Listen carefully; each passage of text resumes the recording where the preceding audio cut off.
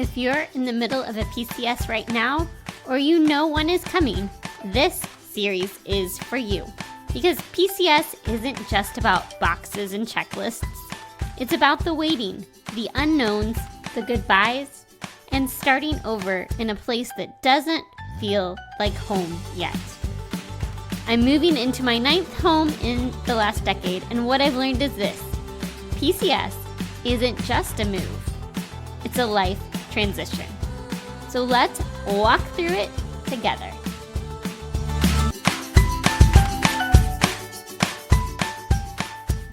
Hi friend, if you're listening to this, it means I'm in the middle of my own PCS, and I put together this series to remind myself and hopefully help you through the process of PCSing. Today, we're talking about how to move without burning out, because when we think about preparing for a move, most of the time we focus on the boxes, the packing, the paperwork, the timelines, getting our kids ready. But this part of the process has nothing to do with logistics and everything to do with how this move is actually going to feel for you. It's the piece that determines whether you get through this and feel good on the other side, or whether you're struggling for months to get yourself back after a move. The thing that makes the biggest difference in whether you burn out during a PCS is the fact that you have to protect your mental and emotional health during the move. Now, I have not always done this well, which is why I'm so adamant about this part of the process. So let me tell you about the PCS where I learned this the hard way. The year was 2020. We were in the middle of our first overseas move, and I was learning a lot. It was the move where everything stacked on top of each other. We knew PCS was coming, and so I started preparing early. I had a plan to get the house ready. We owned our house at the time and we were going to put it on the market. I was decluttering, organizing, doing all the things to make all the timelines happen. And then our PCS got delayed. The house did not sell right away. Life got more complicated. Stress kept building. My kids were very little at the time.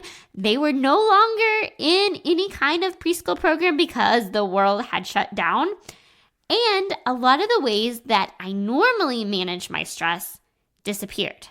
I was not taking time for myself. I wasn't doing the things that I had relied on to help me reset. I was in military spouse go mode. Put your head down, keep taking steps forward, just push through. I've got this, I'll recover on the other side. But I didn't realize what was happening inside my body. And as we got closer to the actual moving days, my body started shutting down. I woke up exhausted. I could barely get out of bed. I had no idea what was happening. All I knew is that I needed to get stuff ready for the movers. I went to the doctor thinking that something was seriously wrong with me. And what it came down to was this: my body was overwhelmed by stress. Now, I didn't get the most helpful guidance in that moment when I was like, what do I do about this? And the nurse's answer was, you just need to handle your stress better, which was great. But I was like, please tell me how, because I am overwhelmed by this PCS process. So what did I do? I kept pushing through. I started having my first panic attacks, and I didn't know what they were. I just knew that I was not handling what was happening, and I kept moving forward, pushing through, thinking that when we finally arrived at our next duty station, everything was magically going to get better.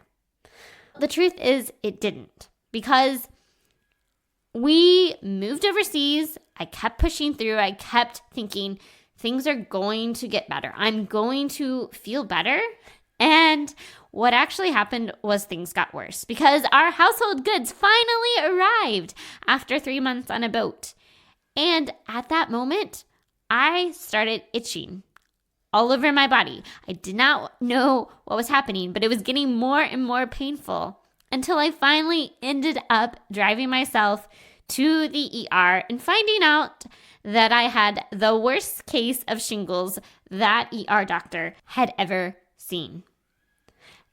And what I learned in that moment was you have to take care of yourself. The most important PCS tip I can give you is to take care of yourself in the process. Because at the end of the day, your stuff is replaceable, but you are not. And so after that experience, I had to take a hard look at the way that I was handling my stress, how I was responding, what I was doing for myself, and say, I do not want this to happen again. Because shingles should not be something that happens to somebody in their 30s, but it can be brought on by stress.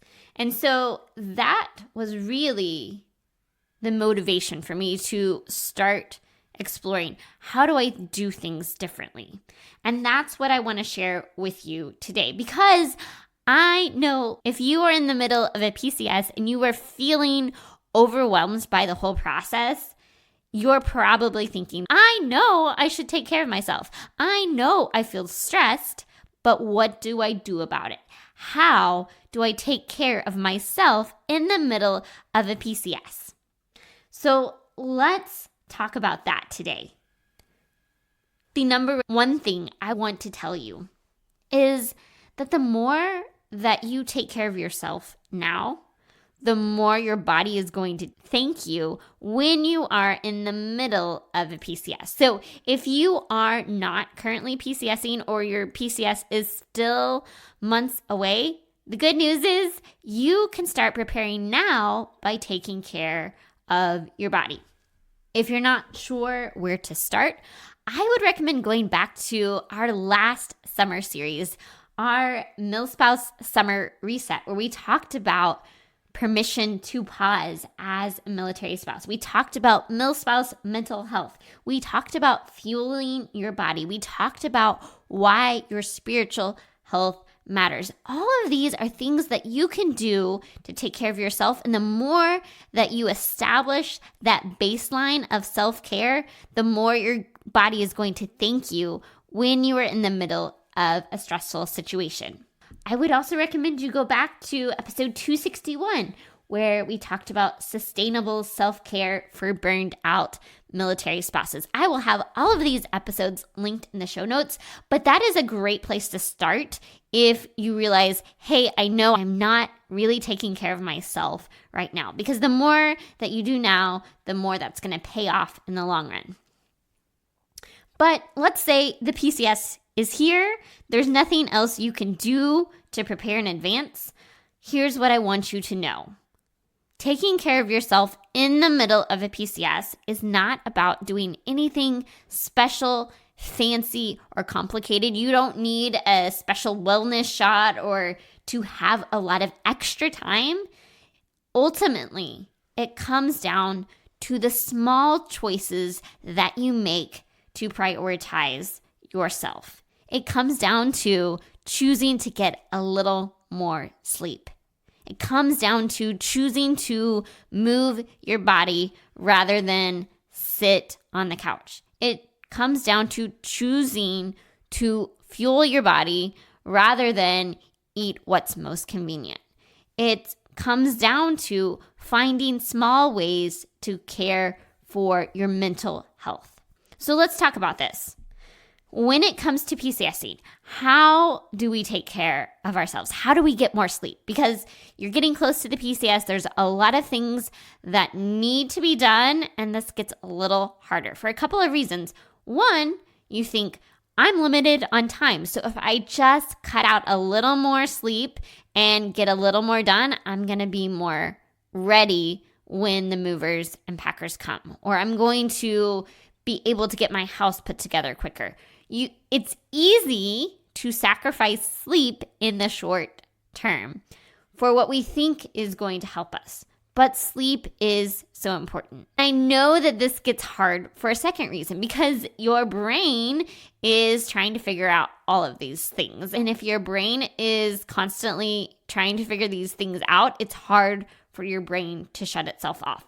I feel this as I'm recording these episodes because we are in the middle of trying to buy a house, and there's a million decisions that we are trying to make about buying the house, what we're going to do, what we're going to paint, and all of these things. Sometimes I'm waking up extra early and my brain is immediately starting up and I can't shut it back off and go back to sleep.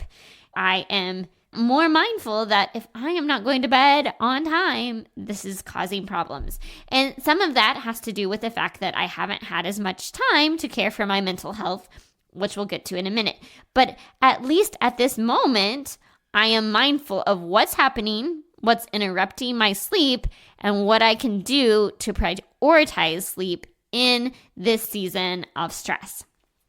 So trying to make sure that you are getting good, consistent sleep, prioritizing sleep, even when you know you need to get a bunch of things done, is going to serve you so much better in the long run. The second thing I mentioned is movement, whether that is going to a gym and lifting some weights, whether that is just walking around the block, whether that is just turning on some music and having a dance party in your kitchen.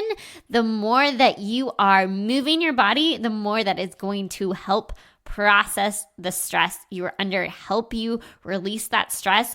Movement is so important. I try to say to myself, even though we are in the middle of a stressful move, what can I do to move my body today? And the more that I do some form of movement, the more it helps me. The third thing I mentioned is fueling your body. I know how easy it is as we get closer to moving that sometimes you just want to go through a drive-through because it seems like it's the simplest or easiest thing to do. But when your body is under a lot of stress, the more that you can give your body fuel and make sure you're giving it the appropriate nutrients, the better you're going to be able to handle the stress. So sometimes for us, that looks like instead of getting food from a restaurant or going through a drive-through, I'm going to run to the grocery store and grab a rotisserie chicken and a bag salad or some frozen veggies I can heat up in the microwave. It's not the most elaborate meal, but it is something that is fueling my body better than what I would get going through the drive-through. So what can I do when I am under stress to fuel my body? Am I drinking enough water? Am I choosing to make sure that I am filling up my water bottle even when I have a lot going on? And then caring for my mental health. I mentioned that it has been hard the last week or so as we have been navigating this whole trying to buy a house. I am noticing, because I have had my brain on home buying decisions, that I have not been taking as much time as I usually do to care for my mental health, to take that time to breathe, to journal, to pray, to read something motivating, to practice mindfulness. The more that I practice these things, the more that I am aware of what happens when I'm not doing these things and how my mental health is impacted. In our house, one of the things we talk about is doing some Headspace, because the Headspace app is a mindfulness app that you can get for free as a military family through Blue Star Family Perks. So we have that app on our phone, and sometimes we're like, hey, I need to go do some Headspace. It is one way that we practice mindfulness and caring for our mental health in our family. So these are small things, but they do make a big difference. If you've never tried it before, it can feel like you do it once and it doesn't make a big difference. But the more that you teach your body to do these things, the more impact they have over time. So if you are under a lot of stress, if you are in the middle or preparing for or trying to recover from PCS, you can take a moment to take a few deep breaths.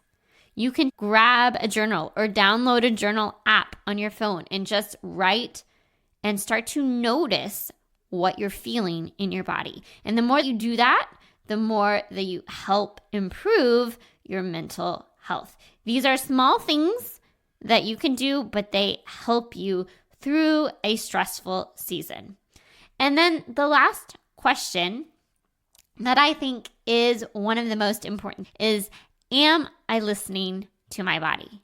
Am I noticing what my body needs in this moment? Is it asking me to pause? Is it asking me to rest? Is it asking me to move my body? I'm paying attention to what's going on, what I feel, and what I need to do about it. Because it's so easy to put ourselves on the back burner, especially as military spouses, especially as someone who is trying to make sure everyone is taken care of, that the logistics are taken care of, that our household goods are moved. The most important thing that you can do in this whole process is to take care of yourself, to be aware of how that stress is impacting you and how you can process that stress in a healthy way so that hopefully you don't end up in the ER with a horrible case of shingles like I did. So when I think about things I wish someone told me about PCSing and burnout, here's a few things I wish someone had told me. Number one, you can't sacrifice yourself. Or you can sacrifice yourself, but you should not sacrifice yourself to make the move go smoothly. It's not worth it. Number two, your body is going to tell you when something is off, and it's really important that you listen. When I started having these fits of exhaustion, I didn't listen to my body. When I started having panic attacks, I didn't really listen to my body, or I didn't know what to do about it.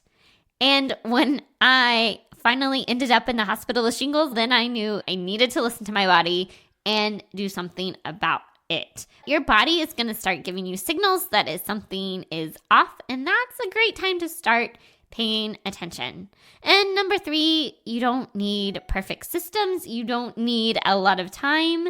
You just need a little support, and it comes from small actions, not an overhaul of your life. At the end of the day, you can have the perfect checklist. You can have the perfect plan. You can have the perfect system.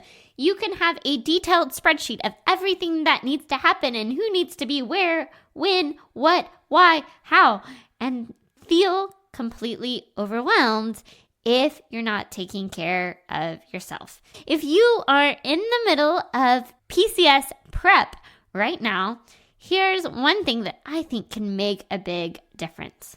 Choose one daily habit that supports your nervous system. It could be a short walk, a few minutes of quiet, moving your body, stepping outside, dancing to some music, something simple that you can do consistently.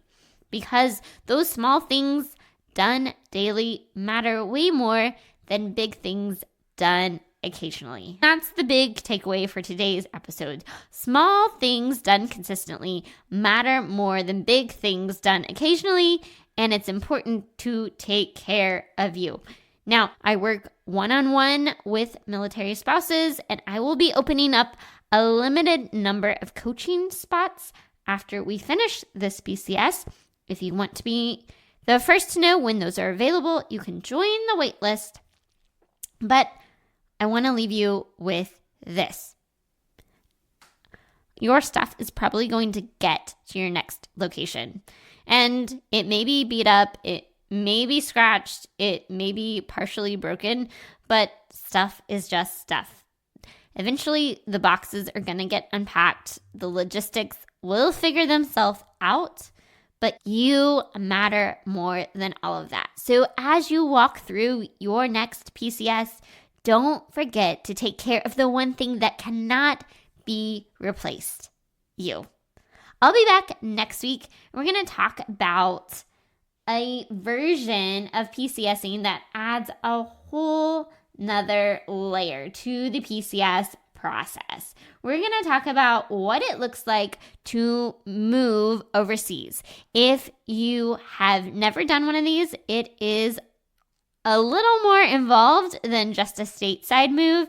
So whether you are planning for an overseas move or you're just curious about what is different about this process and what stays the same, that's what we're going to talk about next week. Until then, may you live filled, fueled, and full of joy. Hey, amazing Milspouse, before you go, I want you to know that I love hearing from you. The More Than a Milspouse community exists to help you thrive as a military spouse. Figure out what lights your heart on fire and empower you to live with purpose and impact. You can have an incredible impact simply by heading over to iTunes to subscribe and leave a review. But your impact doesn't stop there. You can empower those around you simply by sharing an episode with a friend or neighbor, someone who needs a little encouragement in this military life. And if this episode was meaningful to you, spread the love by taking a screenshot of this episode and tagging me on Instagram so we can continue to reach more people, change more lives, and shift the way that military spouses look at life. Because we are better together. Together, we can change the world. Let's do it.